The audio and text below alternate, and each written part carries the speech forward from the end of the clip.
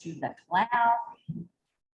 Thank you. It's a privilege to be here, and I'm excited about sharing this with you. So, Here, we can move it on the floor. one evening at the end of February, on my drive home through the medical center, I listened to Terry Gross interview author Meghan O'Rourke on Fresh Air.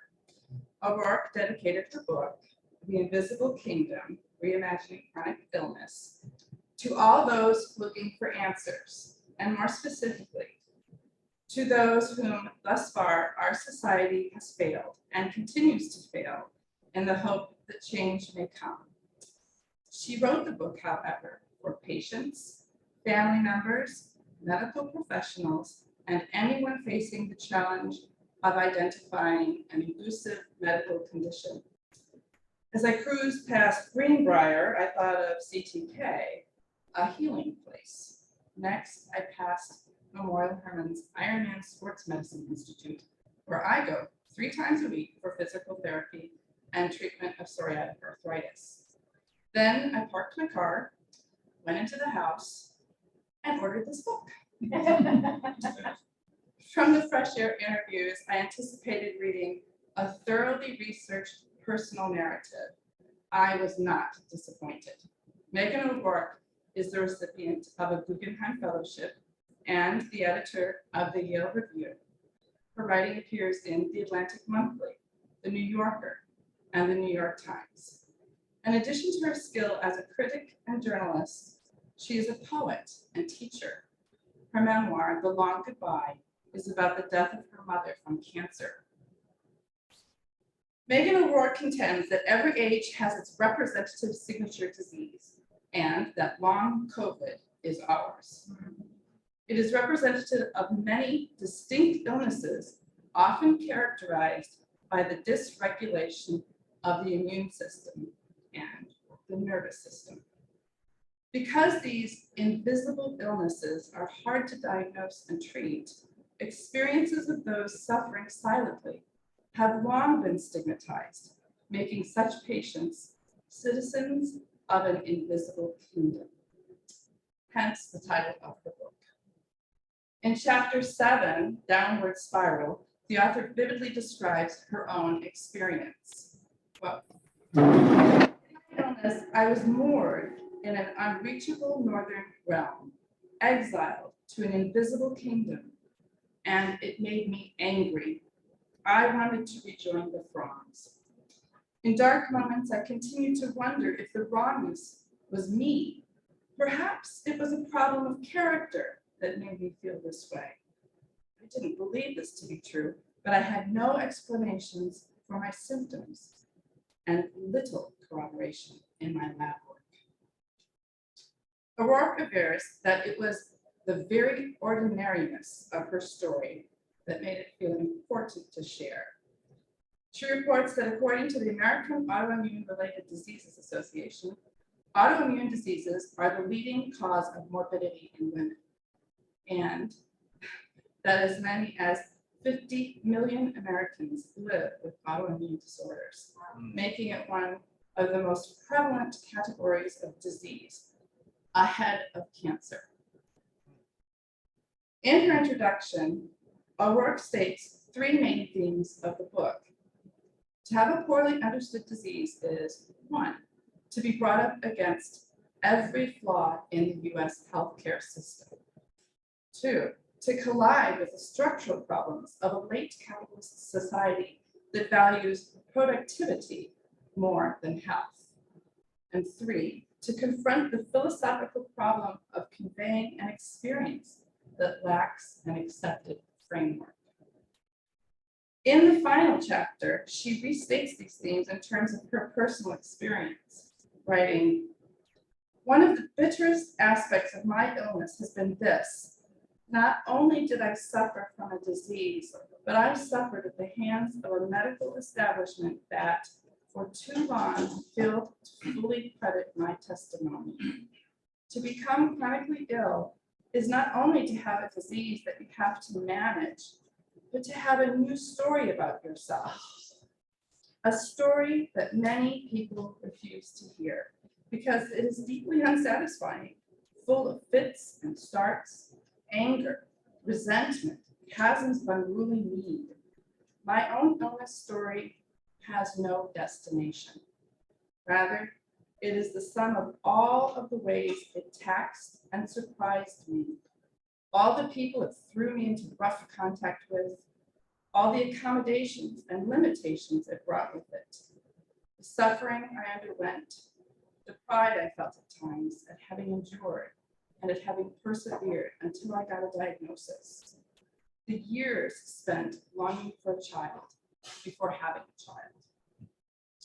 In the 20 chapters detailing her research in support of these themes, the author's personal story is central and propels the narrative forward through 3 parts: obstacles, mysteries, and healing.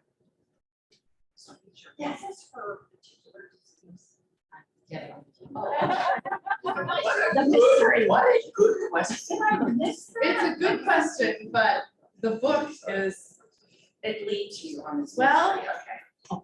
the issue is, that is the problem. What was her illness? Oh, okay. So that's right. Good point. So part 1, obstacles, begins with a recounting of 15 years of symptoms.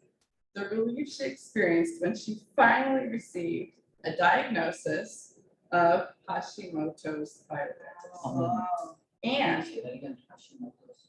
thyroiditis.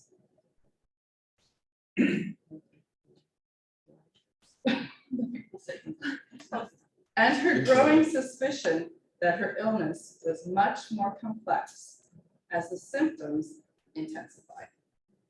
That's the end of part. That's the end of chapter 1. She gets a diagnosis. Next, she defines autoimmune disease, which occurs when, for some reason, the body creates antibodies that attack its own healthy tissue, turning on the very thing it is supposed to protect. She points out that researchers still do not agree on how to define autoimmune disease, and highlights the work of Noel Rose, founder of the Johns Hopkins Center for Autoimmune Research. He suggests that the mistake may be in thinking of autoimmunity as the disease itself, rather than a symptom of it. The Chinese doctor distinguishes 6 patterns of disharmony, where Western medicine perceives only one disease. And these approaches to illness, she discusses in chapter 3, disease concepts. The author recounts how, beginning in the 19th century, germ theory, advances in lab testing, and new technologies like the X-ray transformed medicine from a healing-oriented moral practice into a diagnosis-oriented science focused on discernible and replicable test results.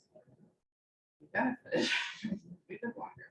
She predicts that because long COVID is happening on a huge scale, it may advance our understanding of other chronic conditions that follow infection, transforming medicine in the process.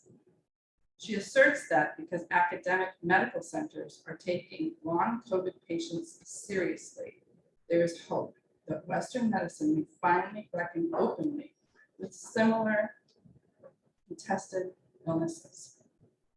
The care that these kinds of chronic illnesses demand may not be high-tech, but it is time-consuming and attention-intensive. She quotes Dr. David Petrino of Mount Sinai Center for Post-COVID Care.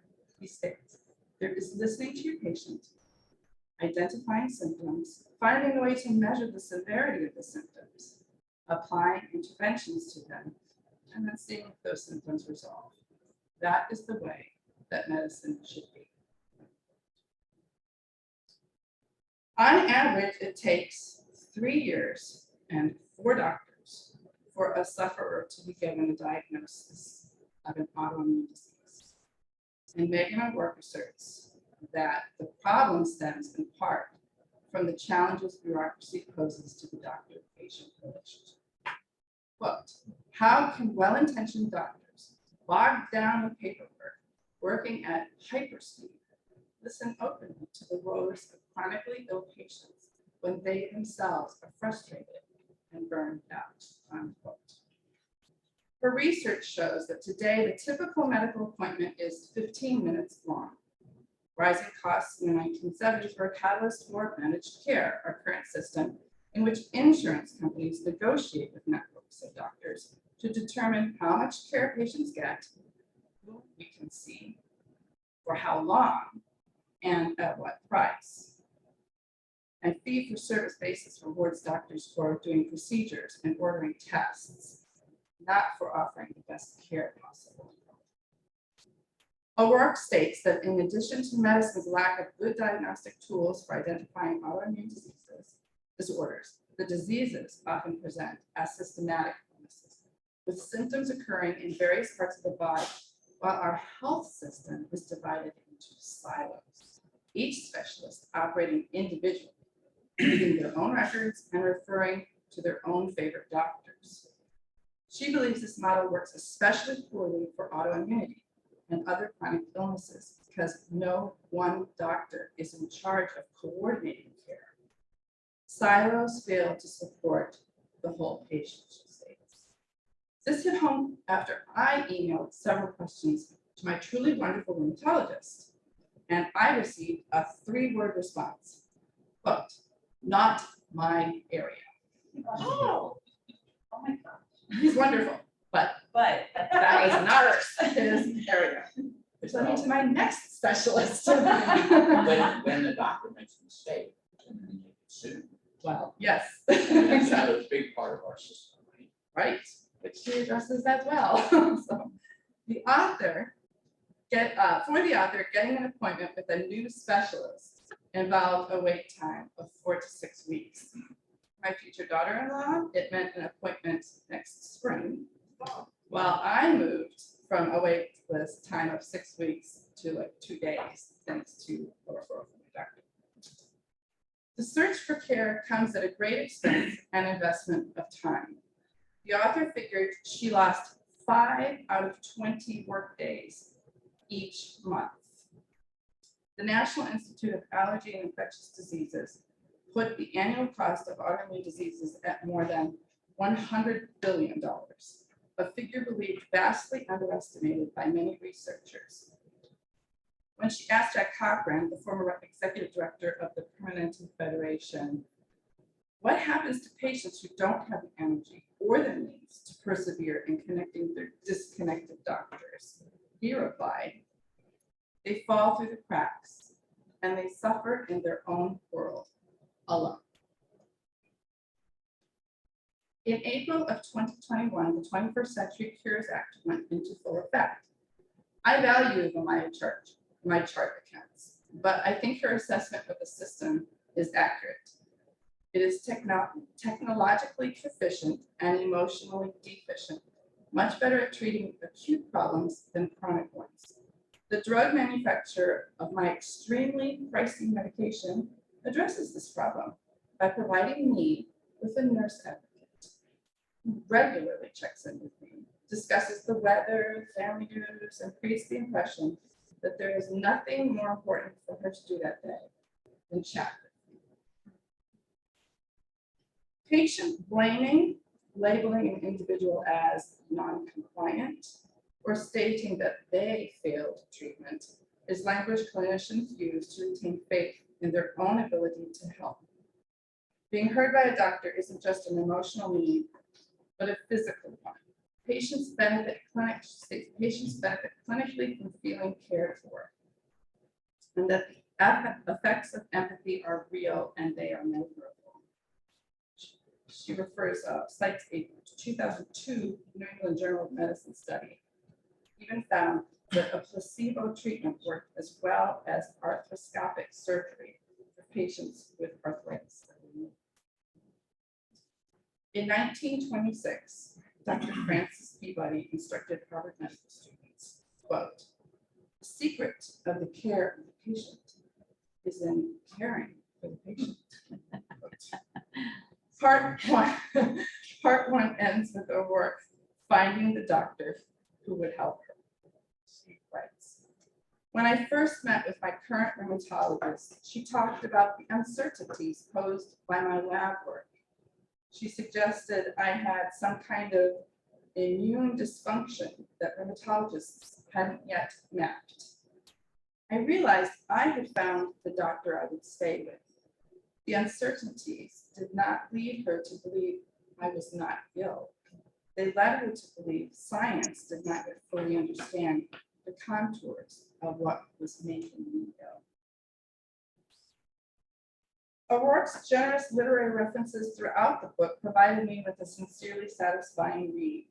They added a beautifully expressed historical dimension to the work, which inspired renewed sympathy for and empathy with those sufferers I have personally known.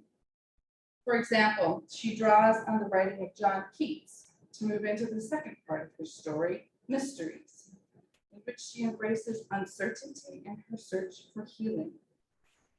She writes, at the time of its writing, Keats had witnessed his mother die from tuberculosis, then a poorly understood disease with an unclear cause. Soon his brother Tom, and later he himself, would die of the infection. Quote, negative capability, unquote, as he termed it, is the quality of being in uncertainties, mysteries, doubts, without any irritable reaching after facts and reason. Writing this years later, I still feel the waves of grief that rose over me when I accepted that I had a chronic illness, that my life was permanently changed. The hardest part of what I was living through was accepting the uncertainty of whether I would ever know what was wrong with me. There is one certainty for those of us at the edge of medical knowledge, though. We live in the gap together. At the beginning of my own journey with chronic illness, coincided with my orientation to the Community of Hope International, and consequently, my introduction to the Will of Benedict. For me, the Invisible Kingdom highlights how important the mission of Community of Hope and the Benedictine core values are to communities that are human voices. O'Rourke contends that being ill is a social experience that is impossible to understand without thinking about the self in relation to others.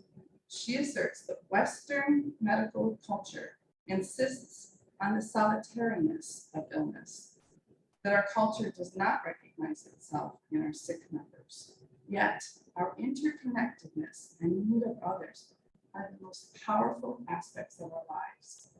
O'Rourke shares that, quote, in the worst moments of my illness, I was alone because of the ways that we have allowed ourselves to believe that the self, rather than community, must do all the healing.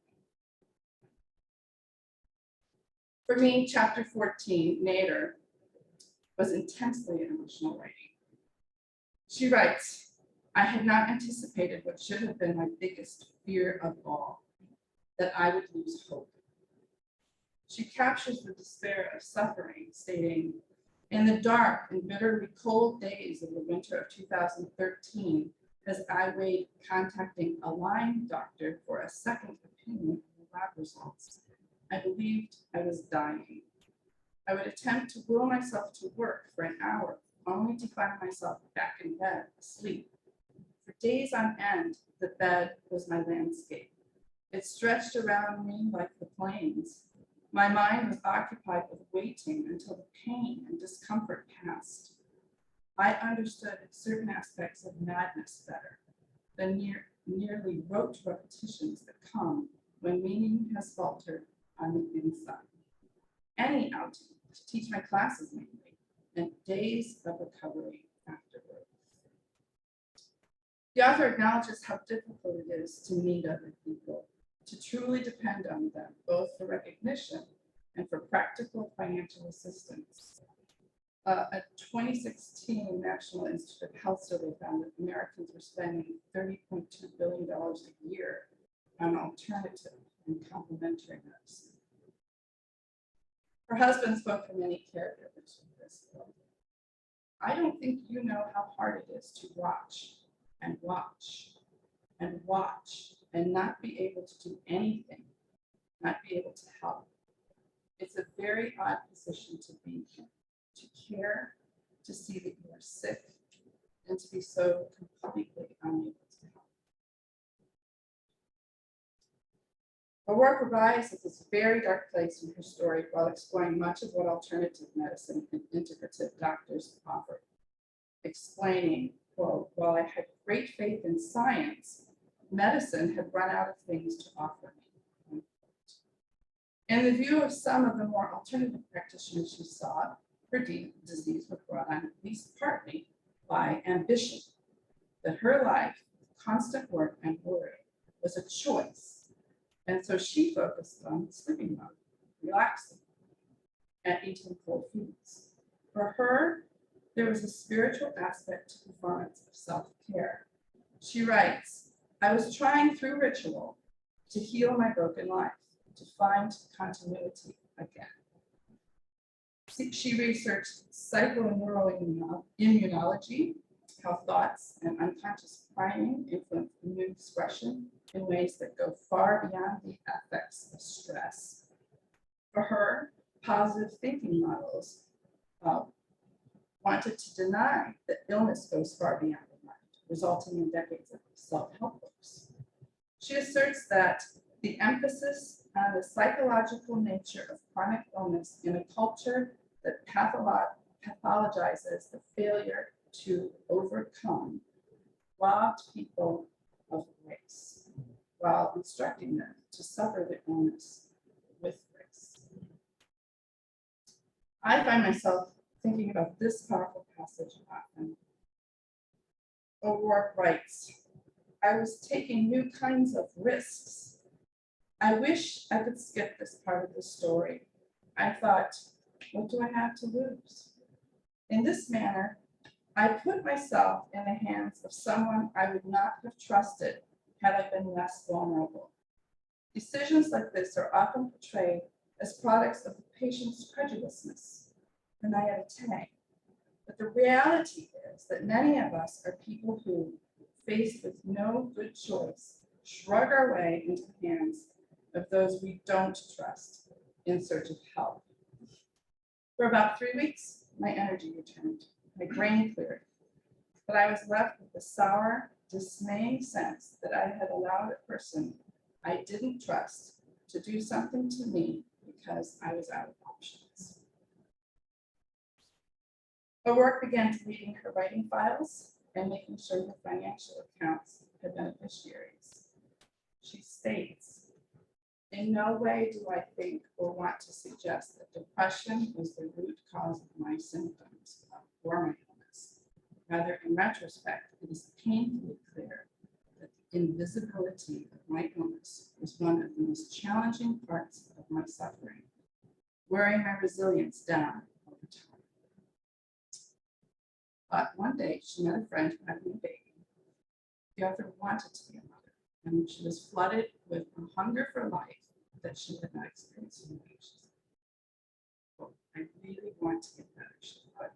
No, not better. I want to have the will to keep living this illness.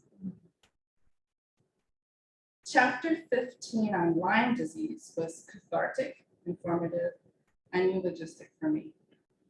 Like almost everyone else, I know several people who have suffered from Lyme disease, particularly one relative who died in 2019, alone and ill. The disease was discovered in Lyme, Connecticut in the mid-1970s when children were afflicted by what appeared to be an epidemic of rheumatoid arthritis.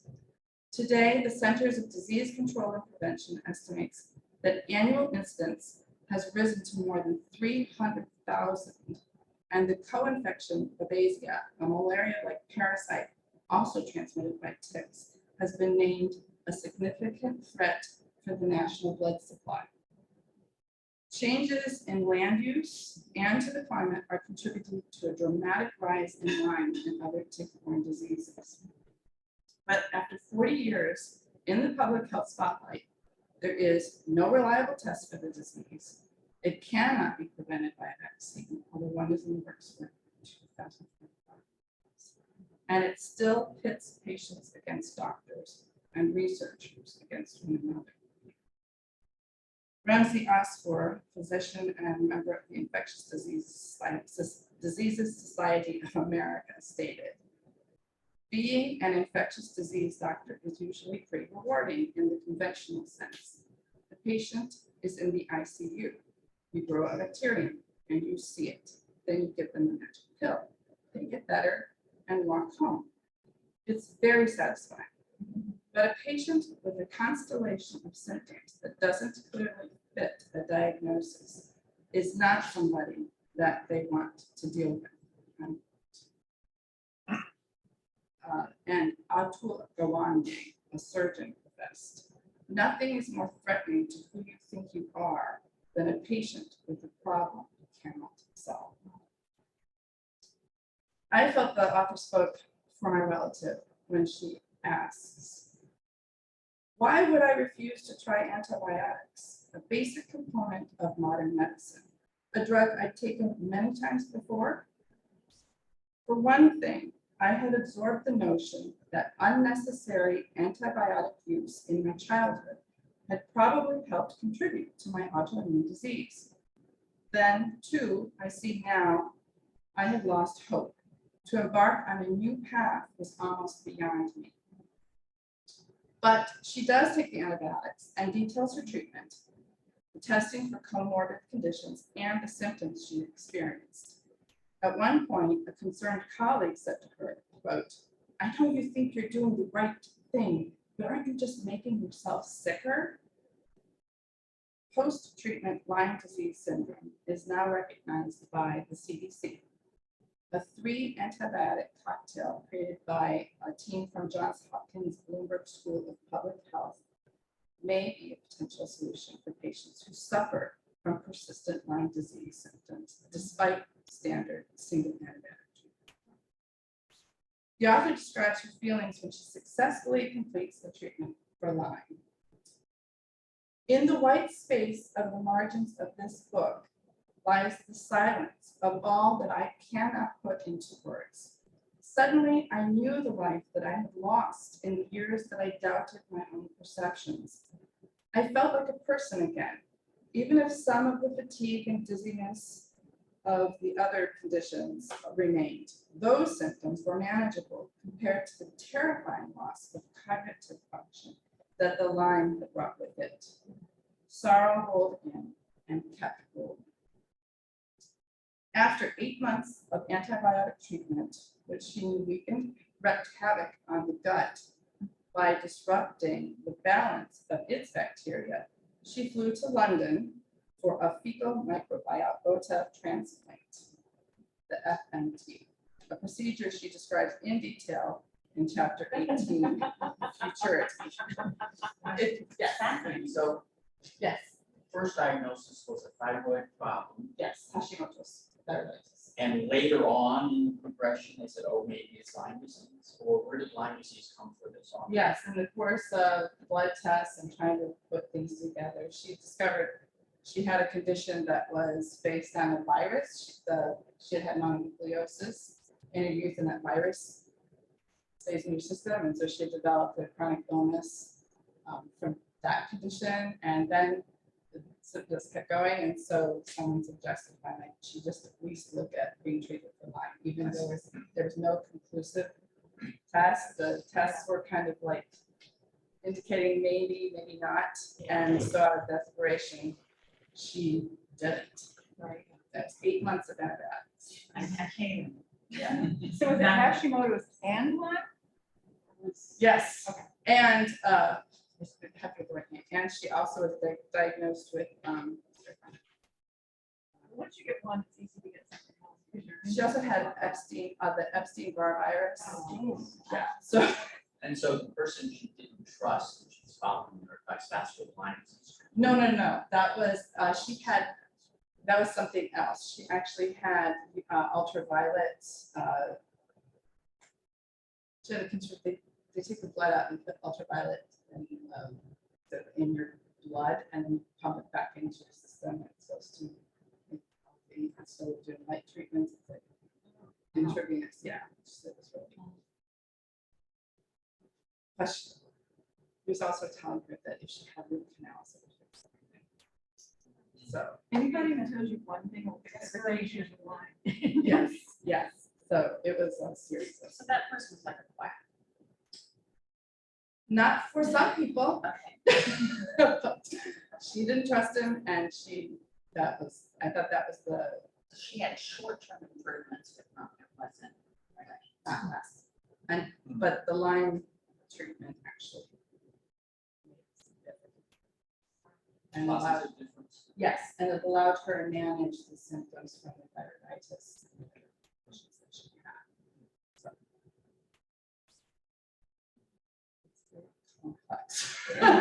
I was just gonna also add, some complications with autoimmune disease can branch out into things that aren't even diagnosed necessarily, and it can just start splitting off into all these different things, because you're, like you said, it's attacking its unhealthy, so Exactly. other things can start developing, and then doctors will start questioning you, saying, oh, you're a We're hypochondriac. getting to that. Yes.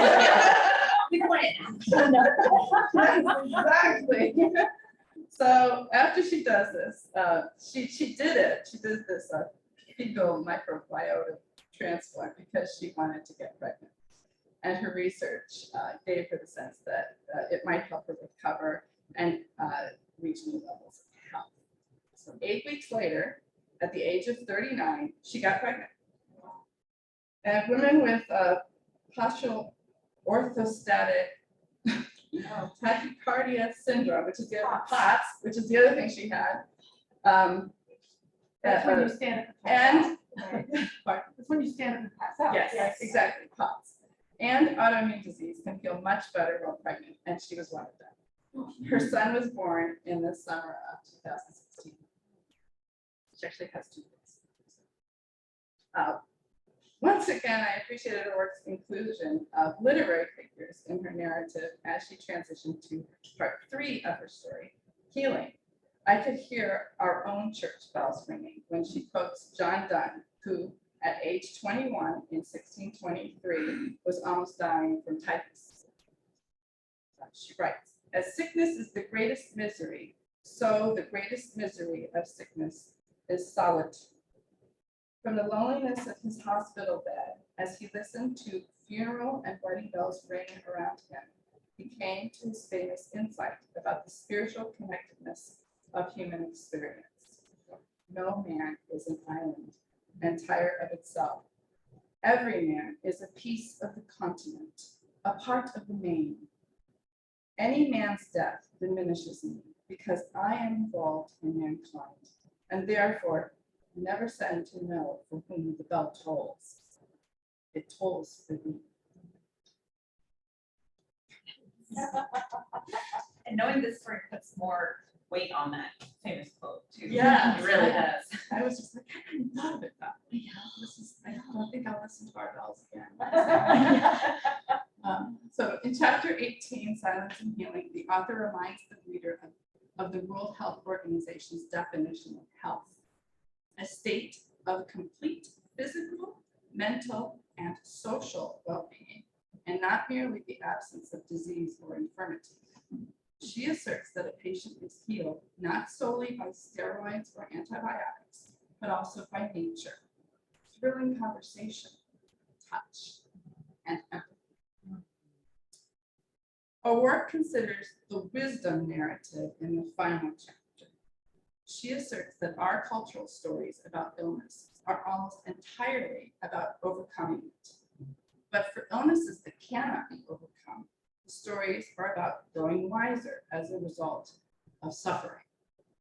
The illness is a vehicle for self-improvement and hard-won acceptance. To quote the author, wisdom is knowledge coupled with the wound that comes from encountering doom. I appreciated the author's honest comments about gaining wisdom through illness. She wrote, now that I am somewhat better, I can tell you the truth. When I was at my sickest, my life was utterly compromised, and my very sense of self was gone. When I was less sick, and there were periods of relief in my illness, I could step back from the experience and take pleasure in the vividness of the blue sky from my bedroom window. But I will not repeat falsehoods. I will not say the wisdom and growth mean I wouldn't have it any other way. I would have it any other way. Despite Meghan O'Rourke's harsh critique of the American medical system, I felt she expressed herself with humility, exploring and researching the negatives of our system while sharing her personal experiences, both positive and negative, and highlighting changes happening in the field. In her acknowledgements, she concludes, quote, "Finally, my current doctors and specialists epitomize the ethic of care that I call for in this book. Although this book is critical of the medical system, without their hard work and insights, I would never have been able to write it. They show me the path forward." So now I can get into all these other things. She packed so much information into this book. And she, so many aspects of chronic illness, just 20 chapters of interesting reading here, passion. So naturally, I found chapter 8, the woman problem, relevant. I wanna hear this. I laughed at myself when I acknowledged that I thought of my mother as a hypochondriac, eager to discuss symptoms with her fellow suffering women friends, until I found myself ill and doing exactly the same thing. As the author states, the stereotype of the sickly woman whose disease is strictly psychological still holds today. More than 45% of autoimmune disease patients have been labeled hypochondriacs, according to the Autoimmune Association survey, in the earliest stages of their illness. Today's hysteria is autoimmunity, fibromyalgia, chronic Lyme, chronic POTS. In light of the Supreme Court's ruling on Friday, I appreciated O'Rourke's condensed history of women's medical care, beginning with the Greeks, laying blame for various medical conditions on women's wounds. The hysteria. Yes, Were the Greeks the ones that can wander around? I think so. Yeah, it's all from the uterus. You think we would know, you think we'd see that, like it would, creep around and bump out here or there? Right. She reminds us that Victorian physicians believed that the womb and the recently discovered nervous system were intimately connected and blamed the epidemic of hysteria to the rise of suffragism and women's intellectual exertions. She credits the work of Sigmund Freud and his contemporaries for the doctor becoming the expert on women's symptoms. The patient was no longer the best judge of what was going on with her body. And with later feminism, that remained primarily the site of emotional and social trauma. Her research shows that until recently, most medical research was performed almost exclusively on cisgender men and male animals.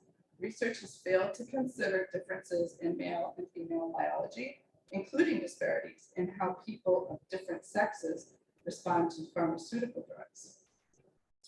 Women make up 80% of people with autoimmune disease, perhaps because of the replicated X chromosome.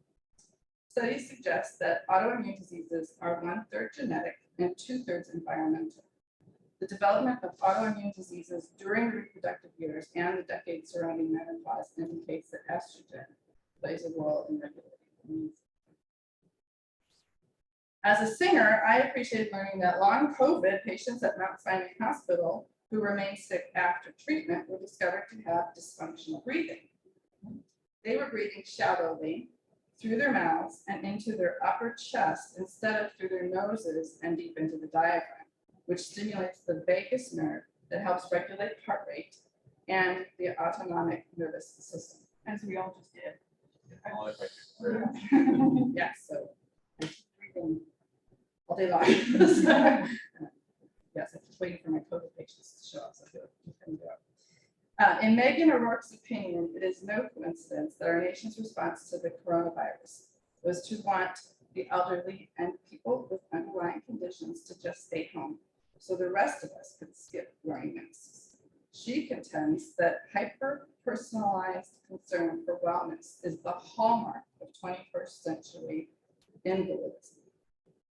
She claims that, quote, if autoimmunity is an indictment of anything, It is an indictment of our impulse to see social problems as being about our personhood, instead of a consequence of our collective shortcomings as co-citizens of this place and time.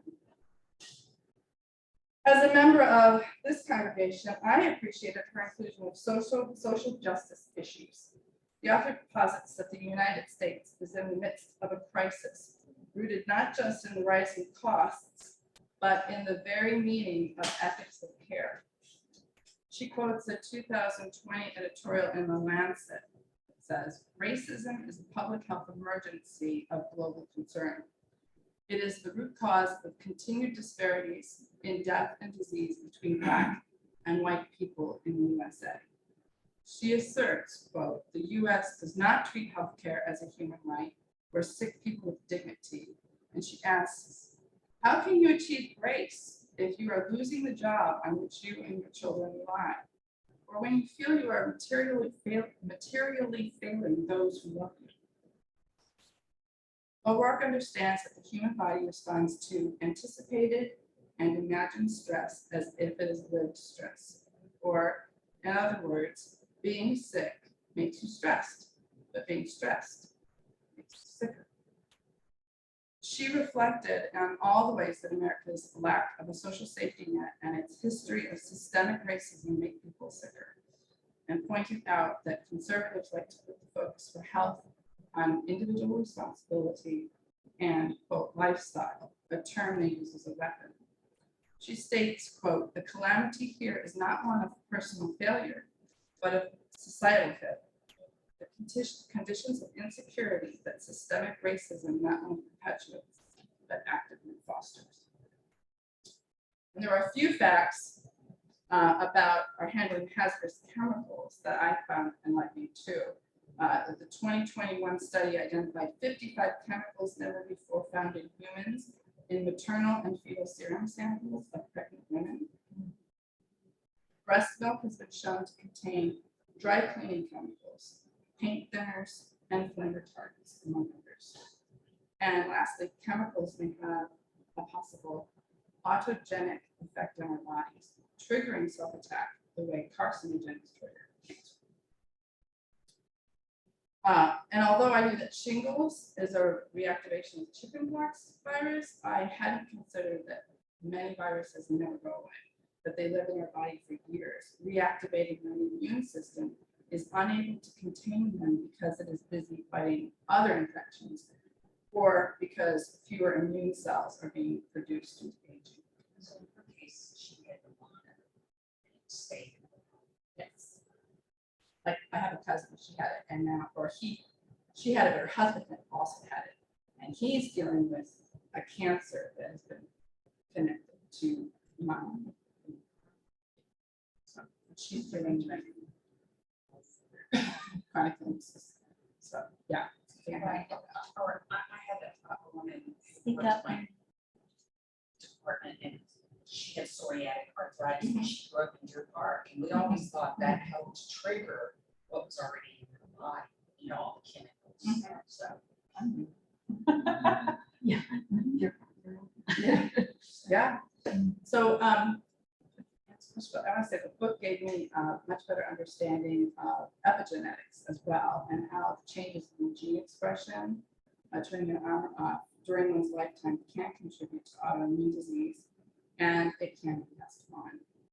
I find the genetic link interesting and a great reason to follow my cousins or anyone who will listen. I have the ear, the heart. So that's what I prepared to say. And it's chock full of information.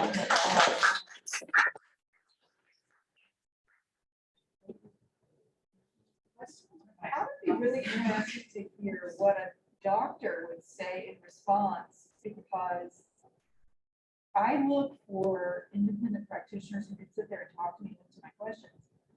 But so many of them are so rushed that they don't have time, or they don't have, like, your insurance won't pay for whatever they think you need. I'd be curious to hear, not a rebuttal necessarily, but a response to why the conditions are going on from their perspective. Yeah. Well, I think finding the team is like been such a part of the journey for me. And what I think is interesting is was a referral from my rheumatologist to a dermatologist he'd gone to school with that got me from rheumatoid arthritis, which was not helping me, to psoriatic arthritis. That was that visit. And she told me when I walked in that she had read all of the emails I had sent my rheumatologist, which I thought was pretty impressive because I write him regularly. At that point, I was writing him with all kinds of questions. And he would always respond, maybe briefly, not always those 3 little words, but I thought that was good. It was good to have that portal. And he called me, which I thought was interesting. I got him to actually stay on the phone. I swear it was a half an hour with me. But it wasn't because he was talking about what he called me about. We did that right away. It was because it was sometime after, I think it was after the January event or something, we started talking about politics. And he just went on. And I thought, I need somebody to listen to him. And so I got to listen to my doctor talk about all the things that he was concerned about with the atmosphere of things. And that was very interesting. Good late chaplain, Vicki. Yeah, I was listening here, but it was the other way around, which I thought was very fascinating. Well, kind of connected to that, I'm wondering because I'm seeing commercials on television about psoriatic arthritis. And so the drug industry, at least the pharmaceuticals, are like keen on this because you're seeing, at least in the public eye, now these terms of. Yes, Yeah, so- actually, the medication I'm on is very common. And every insurance company that I've researched so far, I think covers it.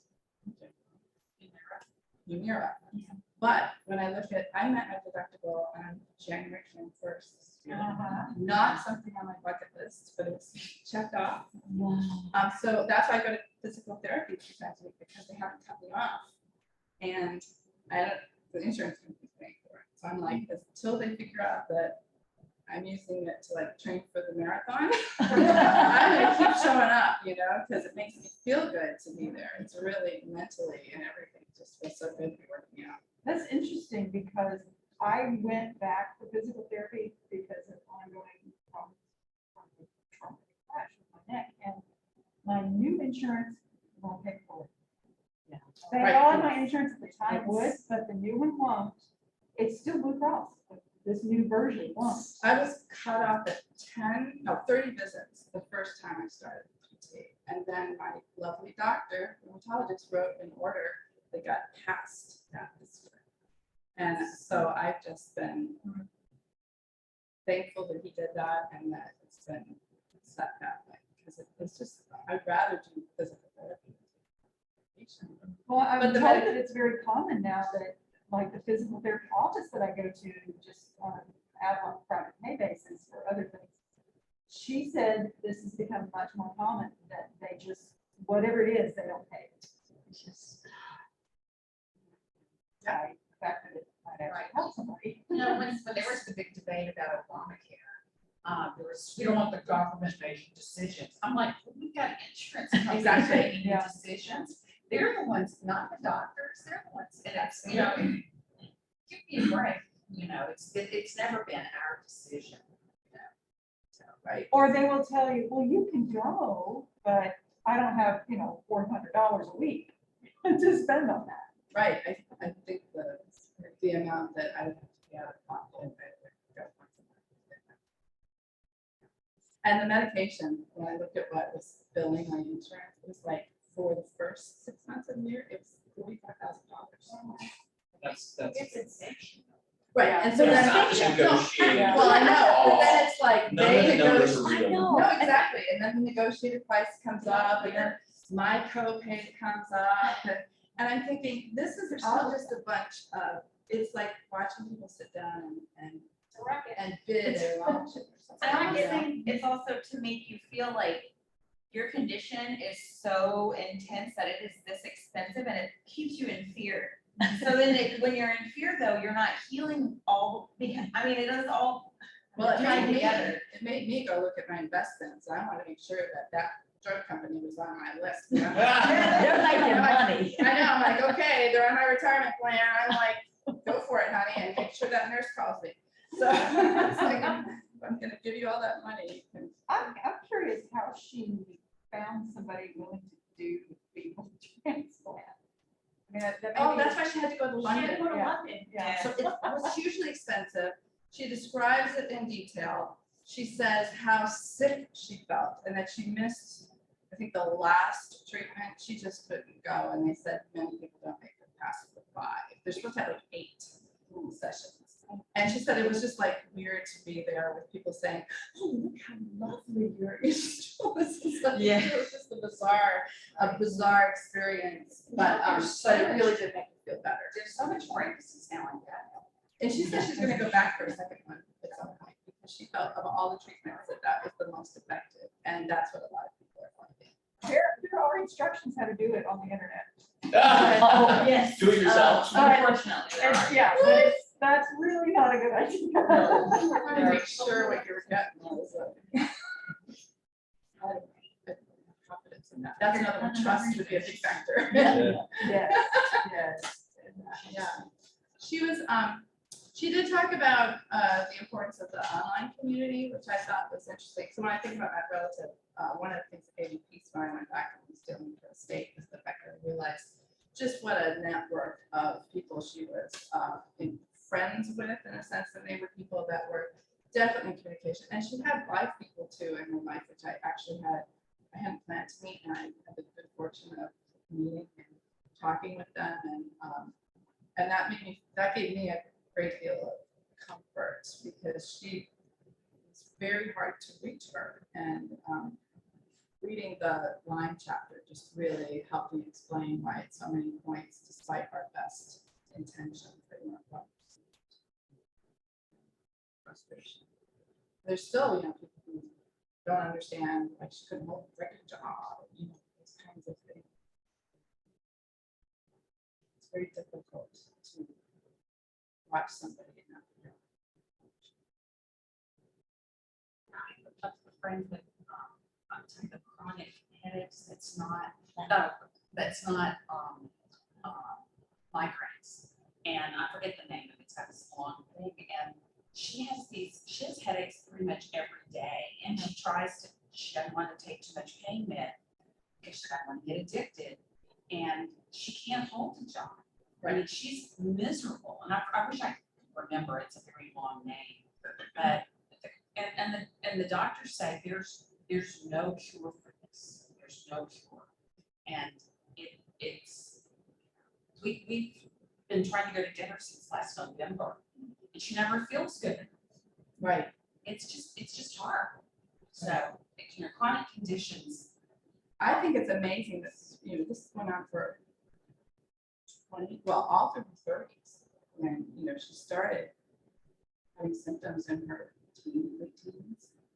15 years of those symptoms, and it was like 10 years of her life, and she's writing and teaching for these writing programs around the world. I'm thinking, it's just amazing that she was able to. She's there were times when students would say something to her and she would just stare blankly at them. She couldn't remember what they asked her, and that's maybe she would get fired, or she was able to at least function. The 2 boys. That's awesome.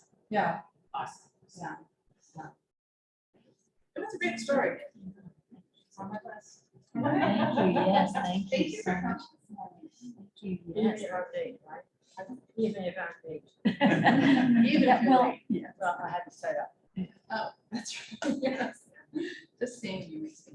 So, yes, so thanks, everyone. Thank you, Vicki. That was really great. It is recorded, Raymond, so Oh, good, yes, good. so everyone, blessings to our home audience as well. I know some people have already had to drop off, and thanks. We don't have Sunday Forum next week. It's a July 4th holiday, and for some reason, people weren't thrilled about, doing a book review or anything else. So then the 10th, we've got David Rondos, our missionary from Mexico City, who will be here.